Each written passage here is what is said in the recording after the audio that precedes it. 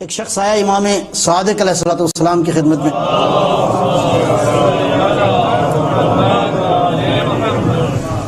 کہا مولا یہ ہم نے نبی اکرم کے بارے میں سنا ہے کہ جب کبھی جبرائیل آتے تھے وحی لے کر تو حضور کے وجود پہ پسینہ آ جاتا تھا، بدن کانپتا تھا،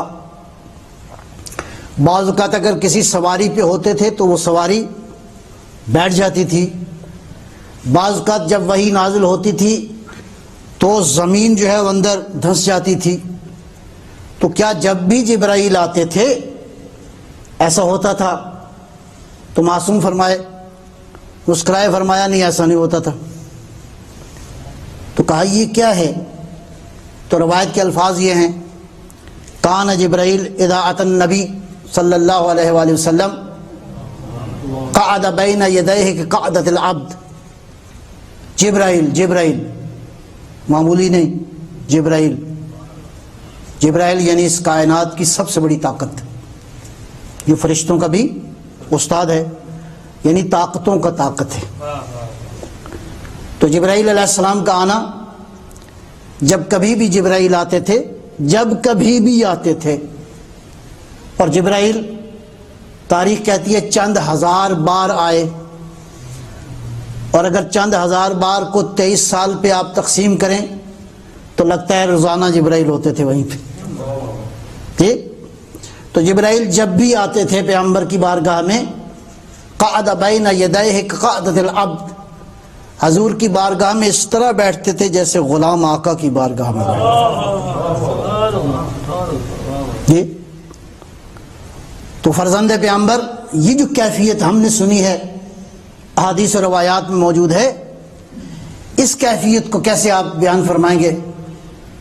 فرمایا جبرائیل جب بھی آتا تھا، جبرائیل جب بھی تشریف لے کر آتے تھے تو ان کی کیفیت یہ ہوتی تھی، اور فرمایا یہ کیفیت، ذرا توجہ رہے پہلی وحی کے نزول کے حوالے سے، پہلی وحی نازل ہوئی تو حضور کا بدن کپ کپا رہا تھا، بدن پر پسینہ تھا، بدن پر اس کے آثار تھے۔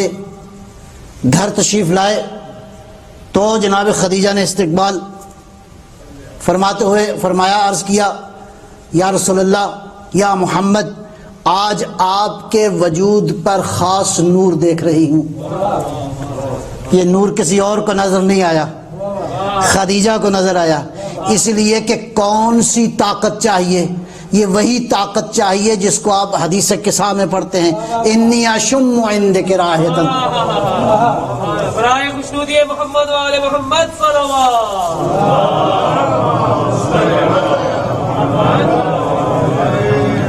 پھول کی خوشبو تو ہر کوئی محسوس کر سکتا ہے، نبوت کی خوشبو کے لیے خاص سینہ چاہیے، خاص بصیرت چاہیے، خاص معرفت چاہیے۔ تو فرمایا پیغمبر کے بیٹے نے، فرزند پیغمبر نے، کہ یہ جو کیفیت پیغمبر پر ہوتی تھی یہ اس وقت ہوتی تھی جب براہ راست محبوب اپنے حبیب سے بات کرتا تھا۔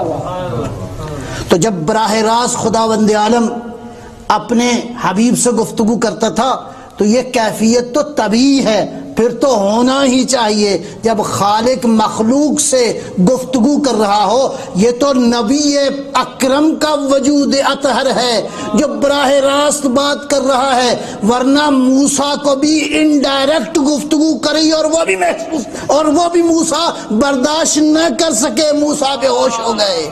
یہ پیغمبر کا وجود ہے، وہ ڈائریکٹ دے رہا تھا، یہ ڈائریکٹ لے رہا تھا۔ الرحمن علم القرآن، ڈائریکٹ دے دیا۔